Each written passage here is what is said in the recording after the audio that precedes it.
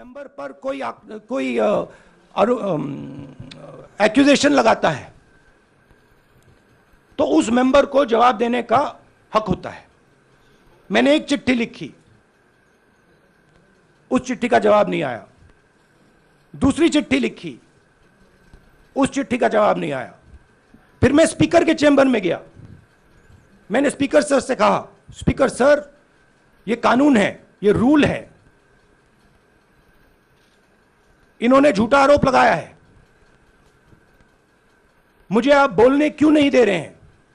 Speaker sir मुस्कुराते हैं, कहते मैं नहीं कर सकता। और फिर उसके बाद आपने सबने देखा क्या हुआ। सवाल पूछना मैं बंद नहीं करूंगा। नरेंद्र मोदी जी का अदानी के साथ क्या रिश्ता है और 20,000 करोड़ रुपए किसके हैं, मैं पूछता जाऊंगा। मुझे कोई डर नहीं लगता इन लोगों से।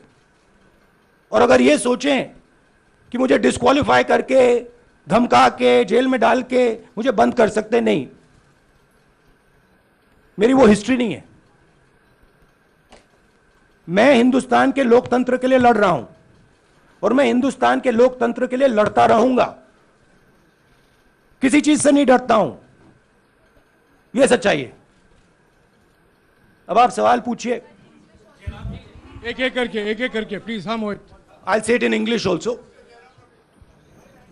Sorry. I'll say it in English also. The question begins few weeks back in Parliament, where I asked the Prime Minister a very specific set of questions. Question number 1, 20,000 crore rupees or $3 billion are in shell companies owned by Mr. Adani. Mr. Adani could not have generated this money. He's an infrastructure business. Where did this money come from? Whose money is it? That was the first question. Whose shell companies are there? These companies are working in the defense field. Why does nobody know whose money this is? There is a Chinese national involved in this. Why is nobody asking the question, who is this Chinese national? That was the first question.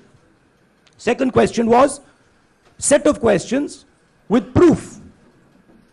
What is the Prime Minister's relationship with Mr. Adani? I showed a picture of the Prime Minister and Mr. Adani's plane relaxing. I gave documentation about the defense industry, about the airports, about statements made in Sri Lanka, about statements made in Bangladesh, pictures of Mr. Narendra Modi sitting with the State Bank chairman in Australia. And I put this proof on the table. Immediately after that, the BJP started its work. My speech was expunged. I wrote a letter to the Speaker with a detailed explanation on the defense industry, on the airports, with press clippings, supporting documents, legal documents, and said this is the supporting foundation of my speech. I have not made this speech, I have not invented this. This is detailed research, here it is. Nothing happened. Nothing was revoked. My speech today is not part of the record of Parliament. The same, by the way, was done with Mr. Kharge. After that, BJP ministers lied about me in Parliament. They made the statement to distract from the Adani issue.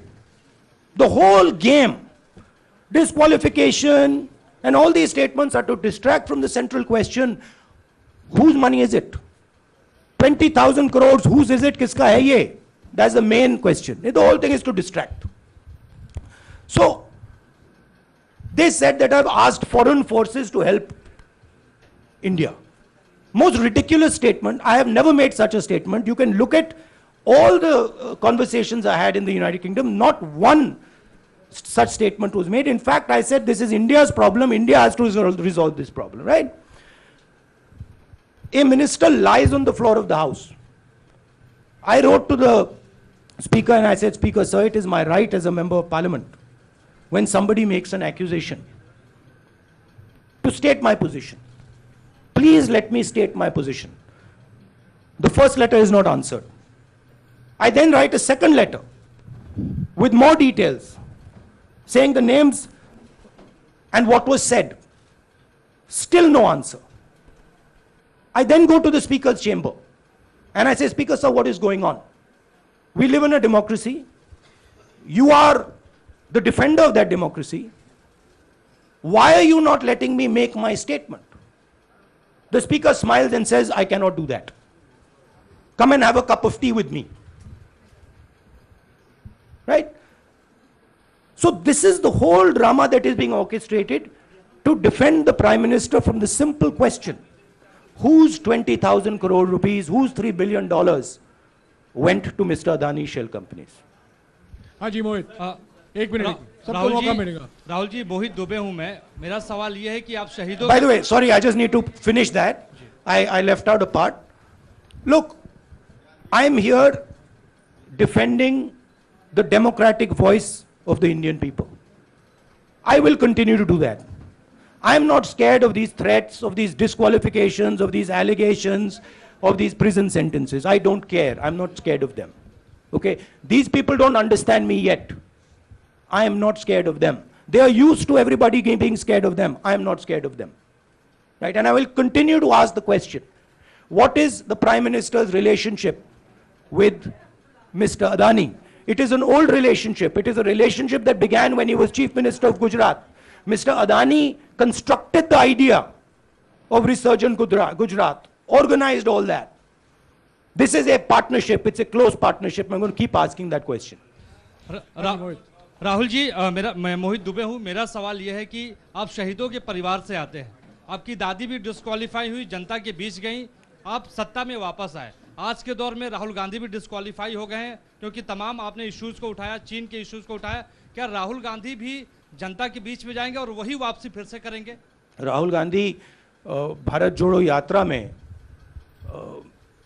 4.5 महीने जनता के बीच में रहेंगे और वो मेरा काम है, वो मैं करता जाऊंगा। हाँ जी अनवर, अनवर, आज के हिंदुस्तान में जो पहले राजनीतिक पार्टियों को सपोर्ट मिलती थी, मीडिया से मिलती थी, बाकी इंस्टीट्यूशन से मिलती थी, वो नहीं मिलती है। तो ऑपोजिशन की पार्टीज को एक ही रास्ता है, जनता के बीच में जाने का। हाँ जी अनवर। सर, भारतीय जनता पार्टी ने आप पर ओबीसी समुदाय के अपमान का आरोप लगाया है। इस पर आप क्या जवाब देना चाहेंगे भारतीय जनता पार्टी को? मैं पिछले भारत जोड़ो यात्रा में, आप मेरी कोई भी स्पीच देख लीजिए, मैं वहां कह रहा हूं सब समाज एक हैं, सबको एक साथ चलना चाहिए, भाईचारा होना चाहिए, नफरत नहीं होनी चाहिए, हिंसा नहीं होनी चाहिए। तो मेरी पोजीशन बिल्कुल क्लियर है। ये ओबीसी का मामला नहीं है, ये नरेंद्र मोदी जी और अदानी जी के रिश्ते का मामला है। 20,000 करोड़ रुपए जो अदानी जी को पता नहीं कहां से मिले, उसके बारे में मैं सवाल पूछ रहा हूं और उसका जवाब चाहिए। बीजेपी ध्यान को भड़काने की कोशिश करती है, कभी ओबीसी की बात करेगी, कभी विदेश की बात करेगी, कभी कुछ और बात करेगी, कभी डिस्क्वालिफिकेशन की बात करेगी, मगर सवाल यही है 20,000 करोड़ रुपए, $3 बिलियन किसका था? संजय मिश्रा। और वो अदानी का पैसा नहीं हो सकता। संजय मिश्रा।